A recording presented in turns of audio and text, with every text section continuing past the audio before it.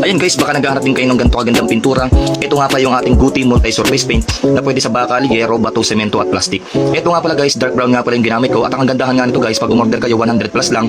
At ito nga pala guys ay 1 kilogram na. Ito nga pala guys, hindi na natin kailangan lagyan pa ng thinner. Ito nga pala ay pag dumating sa inyo, haluin nyo na lang at pwede nyo nang i-apply sa gusto nyong pahidan.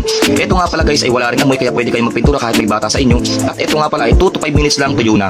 At ito nga pala guys, after natin magpintura ng ating pintuan, tingnan nyo naman guys kung gaano kaganda. Naging mukhang aesthetic at nagmukhang yayamanin yung aming pintuan nang dahil yan sa ating Guti Multi-Surface Paint. Yan guys, 1 kilo lang yung ginagamit ko dito, tapos 2 pintunan yung nagamit ko. 2 pintunan niya tapos ko sa 1 kilo na pintura. Kaya guys, kung gusto nyo mag-check out, nandiyan lang pala sa set. Lahat ng kulay available dyan. Thank you!